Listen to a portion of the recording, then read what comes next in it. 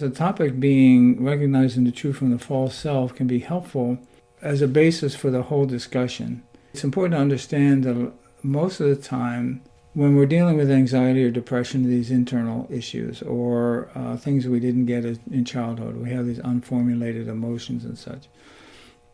The first step is to build the parasympathetic nervous system functioning through gratitude, awe, wonder, compassion, and all that, because the true self and the false self sort of vary inversely. Because when we're talking about anxiety or depression or whatever we're going through that really is painful or difficult, then it's important to have a welcoming attitude towards those things. And also, we need to be able to see these processes and interrupt them.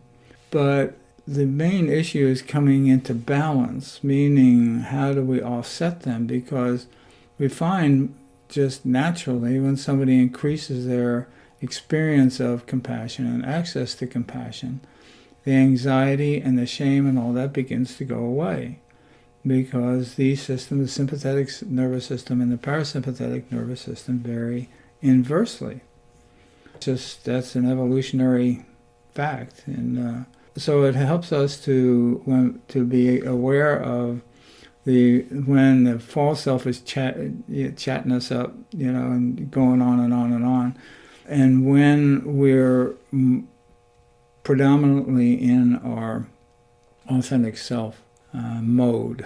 One of the ways we do that is to kind of be aware of what's going on inside. And so, as I usually say, the mindfulness is the first step in developing this insight and the compassion with oneself. Because if we don't have the insight, then compassion isn't really going to stick because we're operating at a superficial level in our personality. And mindfulness helps us to deepen that. Also helps us develop a stability because we can tolerate difficult thoughts or emotions better through the practice of equanimity, which is really important because we could be meditating or something, or during the day something comes up and we hit something, part of our personality that has been injured in the past, or the shame comes up or something like that. It'll allow us to go, oh, okay, I haven't seen you in a while. I can't do it. I tell you what, I can't deal with it right now. But when I finish my dinner, we'll get to it. Okay, after dessert, we'll get to it. Okay, so I want to hear what you got to say.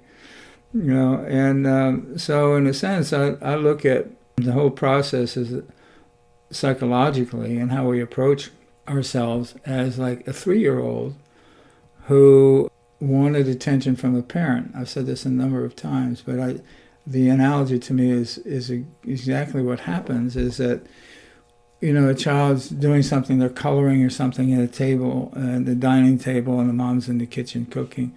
And he says, "Mom, come look at what I'm doing. Come look." And he says, "I will, honey, in just a minute," and doesn't come. Then 5 or 10 minutes later, the kid says, "Mom, da, da, da, da, da, da, I want to say it." And I said, "Well, I can't really do it right now, honey. I'll be in a minute." And mom doesn't come. And so the next strategy of the 3-year-old is to fall down and hurt themselves or knock something over or go into the kitchen and start yanking on the mom's apron or whatever. They need attention. Our psyche is in a very, I think it's a really good analogy that's kind of the way it works with us. So when we're approaching things that have been in our personality for a long time, we have that kind of energy around it. Like I was saying just a moment ago, when we have suppressed anger, we can't just let that all out at once. We have to make friends with it, and that's where the compassion comes in. We have to let it know it has a safe space, and we know there's boundaries, and we have to start preparing ourselves for the encounter and helping, because we have to be aware of it in order to process it. I was referring to a client who's just been locked down in emotion, and for probably since she was 5 years old.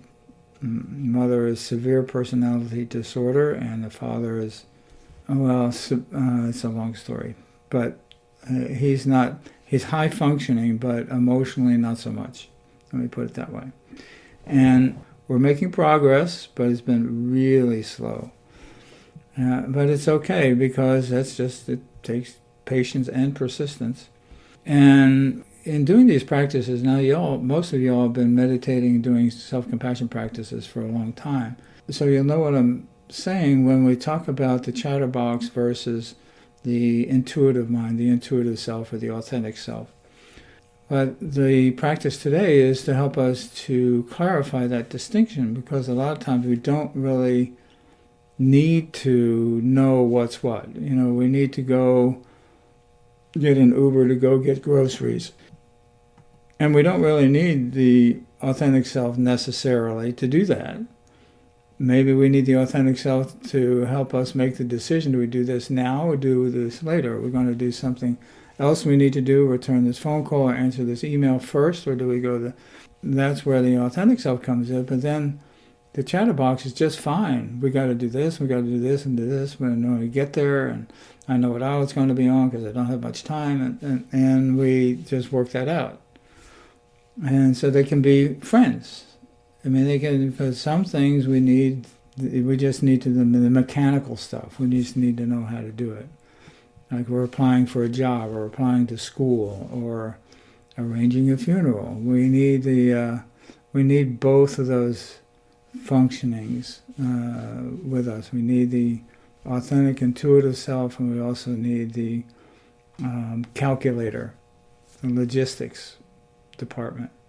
One of the ways, as we do these practices, it becomes more and more clear. One of the ways to start thinking about it is that when we're trying to make a decision or assess a situation, and we're getting a lot of questions, well, what if this happens, or what if that happens? That's the inauthentic self. Trying to figure it out, trying to map it out, which is not possible, because now we're already in the future, and the future doesn't exist. So whatever decision we come to is about something that doesn't even exist. And almost always we come to a decision, and we get there to whatever the event is, and we're unprepared because it was all imagination. If we start ruminating on the past, well, this is terrible. I remember, this happened 10 years ago, and it was awful, and we start getting into the past, and that's also the inauthentic self. That's just rumination on the past. And there's also this sense of heaviness that comes along with the entire process. All of a sudden we feel we've got like shackles on, and that it's something we probably won't be able to get out of. We don't like it, but we have to deal with it, and it's painful, but I've got it. Then sometimes there's a conversation about the conversation. Oh, I shouldn't be doing this. What is this? And I've been meditating for 10 years, and I still have, and all this stuff starts kicking up. And all that is a defense mechanism for the ego, the inauthentic self. I run into it frequently where I have a client or a friend even talk about something, and they're trying to make a decision. And they say, well, I feel this, and this, but, if I do that, da, da, da, da, and then they go on elaborating on all the problems that could be happening, and really they had the answer at the very first, which was, I feel like this is the right thing to do. And usually that's the presence of the true self. True self is like not fanfare or fireworks or 20 questions or anything. He says, no, let's go this way. Years and years ago, I was talking to this friend of mine who was a computer guy. He said we were philosophizing, and he said, you know what I think? I think everything is ones and zeros. That all of our decisions, no matter how complex they are, comes down to a 1 or a 0. And I thought that was, obviously that was his lenses. That's what he sees everything through. So, but it always stuck with me, because what I see is that ultimately it really comes down to this way or that way. Do I punch this guy in the nose, or do I say, I'm sorry, it was my fault, and walk on? Do I yell at this customer service person, or do I do what I do just to get the information, see if I can get this solved? If I made a mistake, well, can I hide this and I can forget about it and they won't notice? Or do I call them up and make an amends? So in the end, it really comes down, so if our thinking about something becomes really complex, that generally means we're in our inauthentic self. Now, sometimes we need our inauthentic self, as I said, for those calculations, because there's been some wonderful studies done on CEOs and such who make really big complex decisions. The most successful pattern seems to be is that they work through every possible angle that they can. They think something over and through and get information and call people up and do some research and go through this process of information gathering and meetings on it and that sort of thing, and then they forget about it. Say, well, I don't know. Okay, I've reached my limit. We reached the limit of input from the inauthentic self, and let it rummage around in there for a while, 2-3 days, and later, feels like this is the right way to go. But that preparation was necessary because there were a lot of things that needed to be attended to that if they weren't attended to, it would be a problem. So it becomes this joint venture between the sort of rational mind, the local mind, and the intuitive mind, which is without limit. It's really important for us to be able to make a distinction between the two.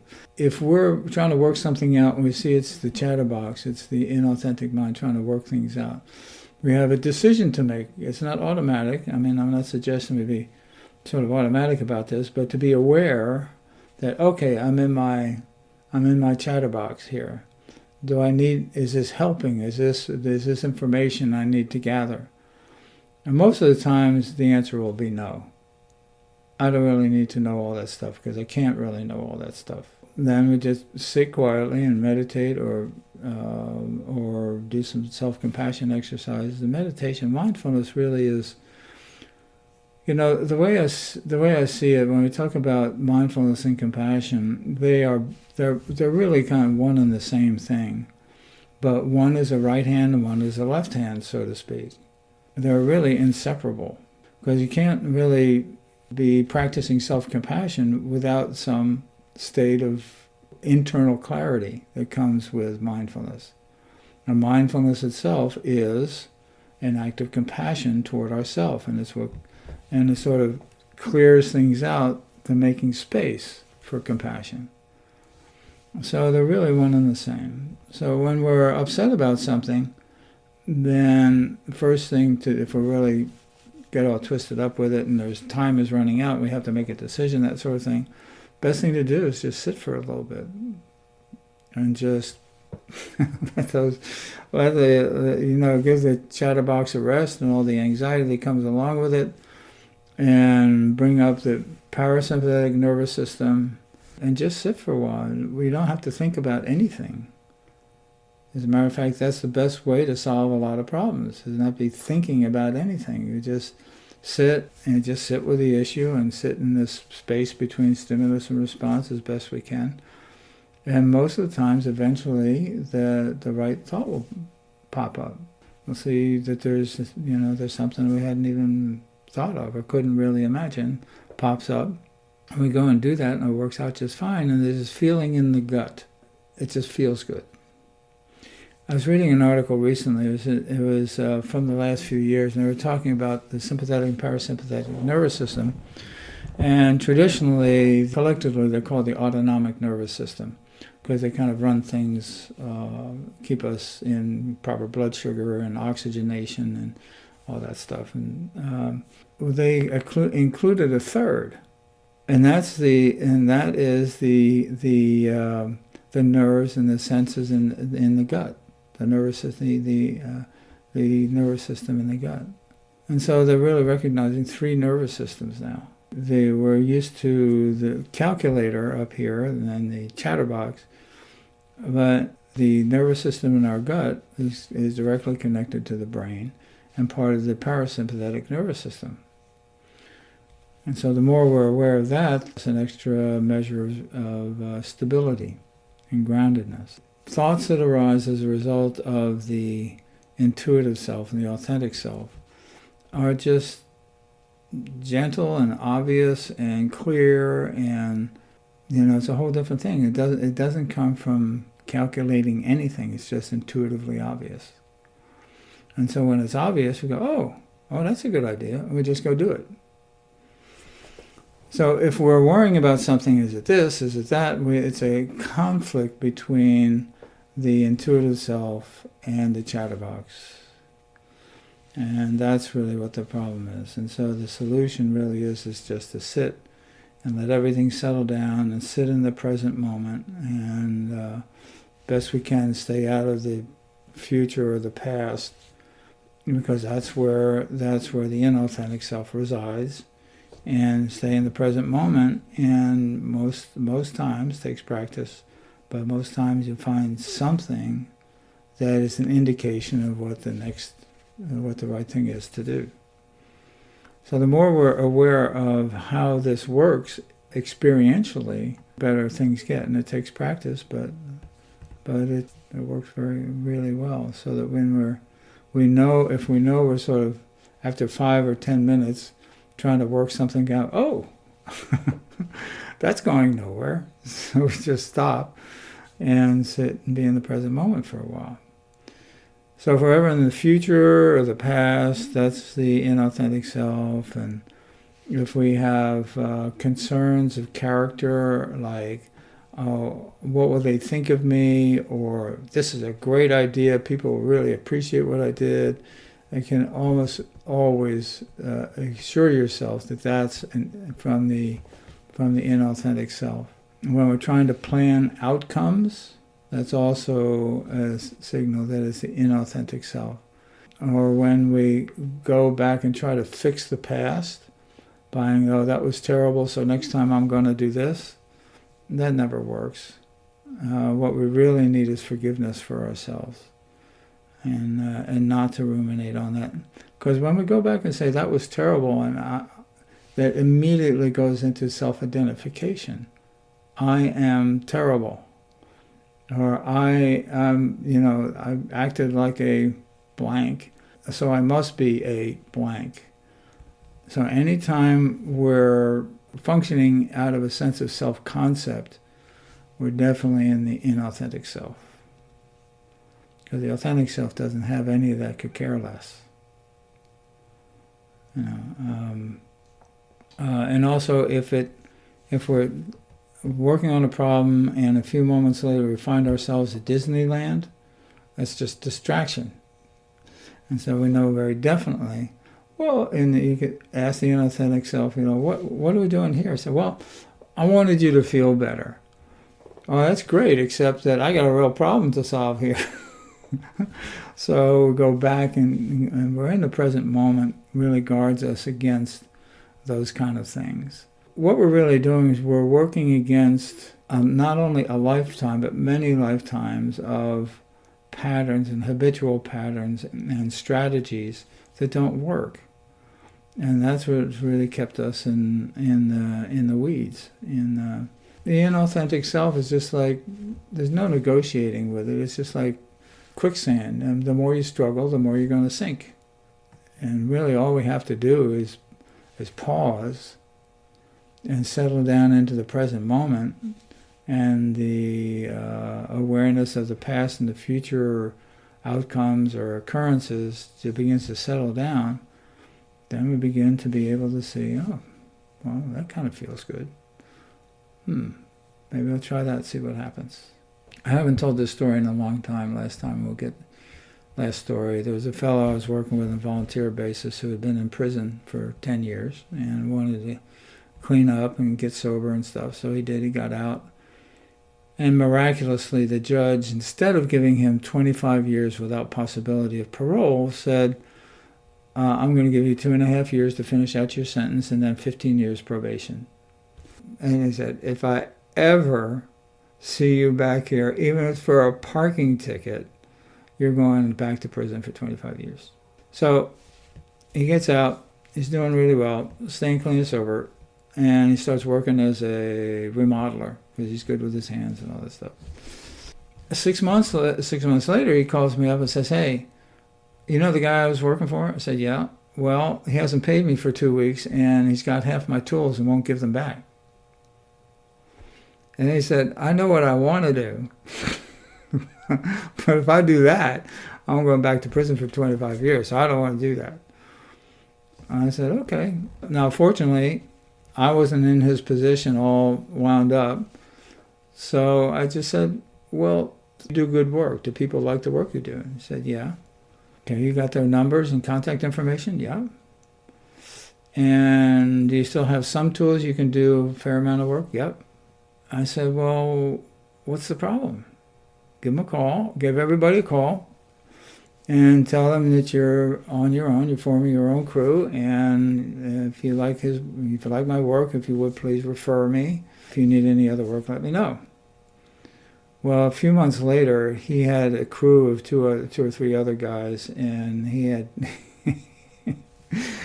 it just, he paused long enough. The judge made sufficient impression upon him that if he, that breaking the law is not an option for him, period.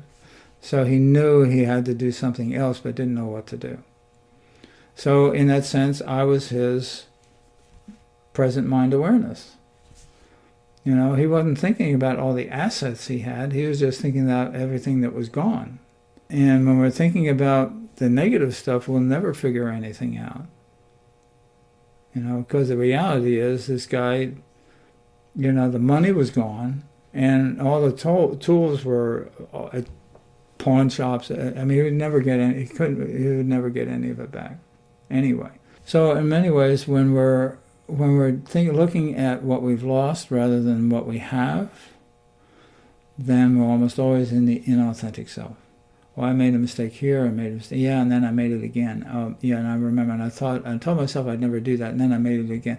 That kind of stuff, that's just compounding self-criticism. And so we just shift out of it, and this is why gratitude is so important, because it seems to me, and this is a hypothesis on my part, that all the wonderful functions of the parasympathetic nervous system, like wonder and curiosity and enjoyment and awe, they're all sort of activated when we activate gratitude. When we activate gratitude, that seems to open up the parasympathetic nervous system. And it grounds us in the present moment.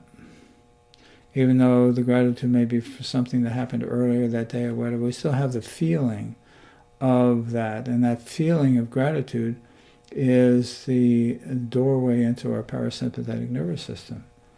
So a lot of times we really sit down to practice or meditate or whatever, our mind is all busy and stuff. Sometimes just sitting down and doing a little gratitude list will help shift things back into the parasympathetic nervous system. So we're going to do an extended mindfulness meditation, and then we'll do one of the basic self-compassion exercises. And the mindfulness meditation is really to sort of clear out the dust in our mind and clarify things a little bit and get used to, clear the space, so to speak. And it helps make everything that we need to have accessible, and it helps make it accessible. And then we bring in the compassion, and that's what helps us to really get back in balance. Life sometimes isn't as difficult as we think it is. Sometimes we make it more difficult by asking ourselves 20 questions about something and wind up being confused. So it's, if you would find a comfortable position, we'll begin.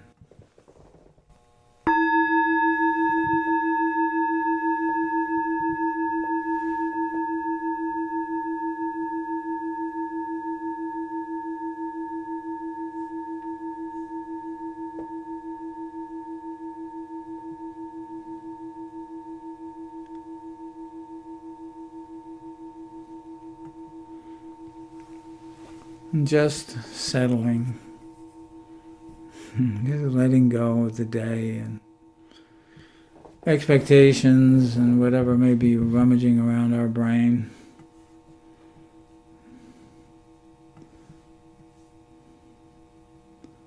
And sort of letting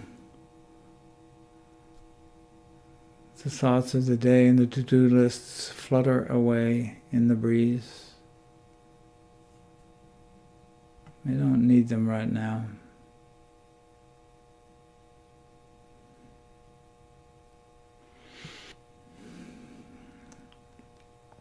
And attuning our awareness as best we can to just sitting.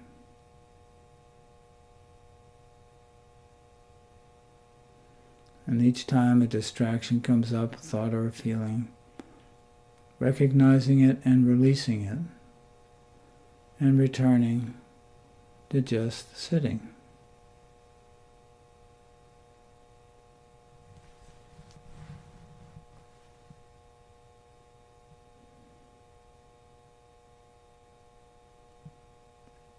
And each time we become aware of the present moment, a little more of the chatterbox just drops off.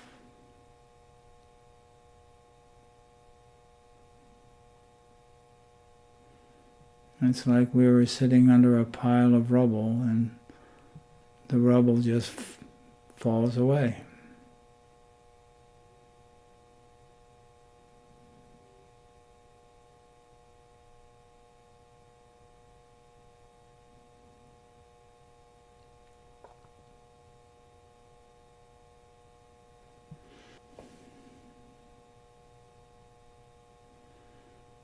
And as we bring our awareness over and over again to the present moment,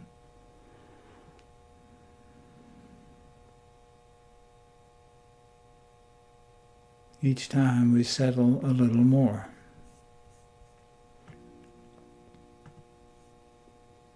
And wherever we notice tension, we let that flow out as well.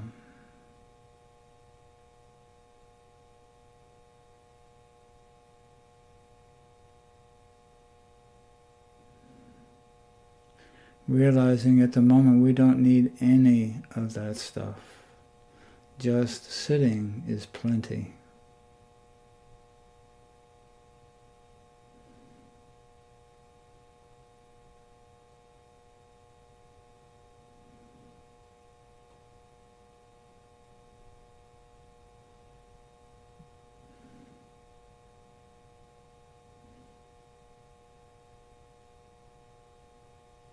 And some people talk about the space of the present moment as like a small lake that is infinitely deep.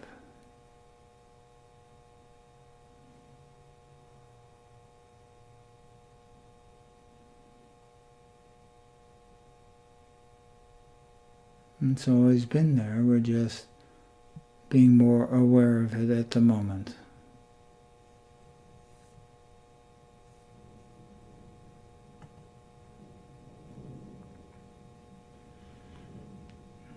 As we do this, I can feel our muscles and our fascia and our breathing, our belly, everything just settling. No objective per se, just letting go.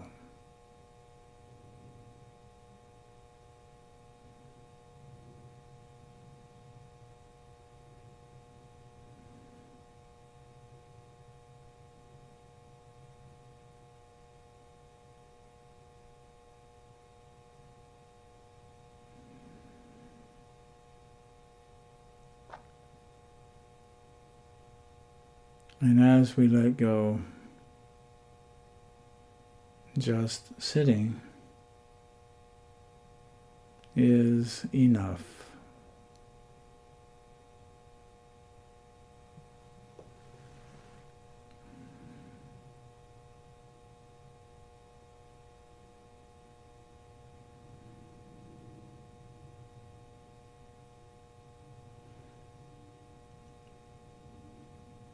And sitting with our awareness in the present moment, sometimes it is drawn away by thoughts or feelings.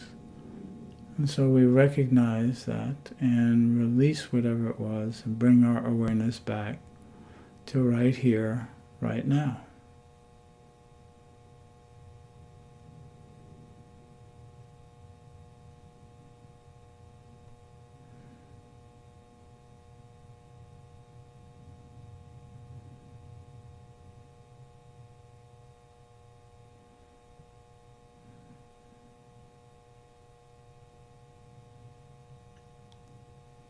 And as we do this, our awareness of this space of the present moment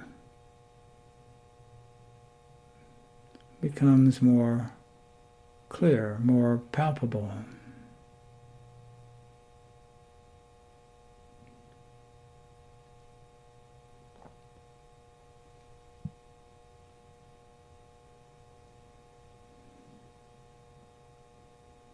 And bringing our awareness to this space of the present moment as best we can. I've described it in the past a couple times as the same kind of feeling when we walk into a cathedral. What strikes us first is this sacred space.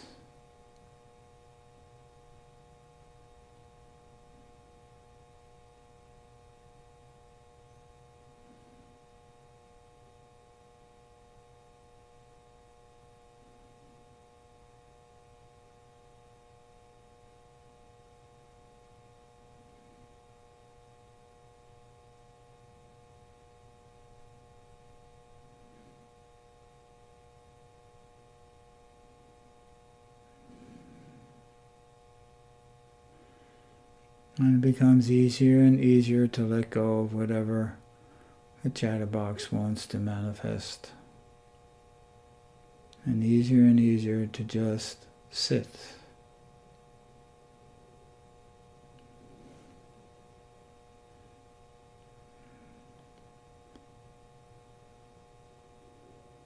And if we need to, becoming aware of the points of contact with the chair or the floor.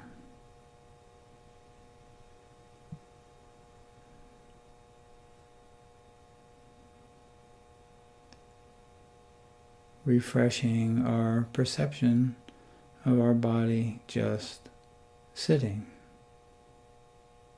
and just being.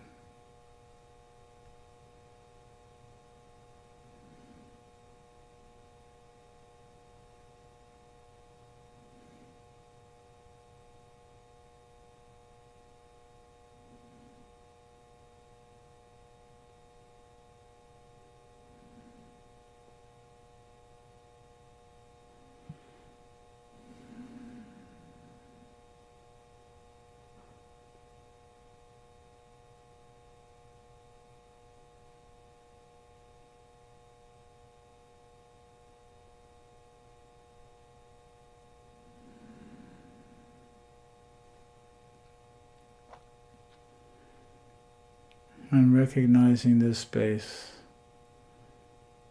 as safe and unbounded.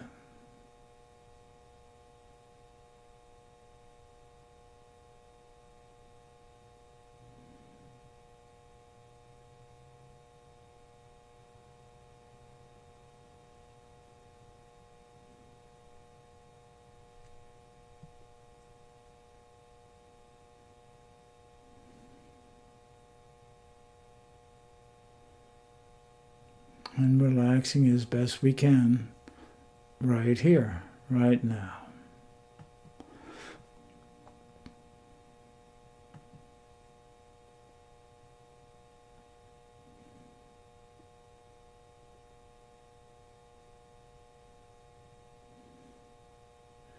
Allowing ourselves to just be.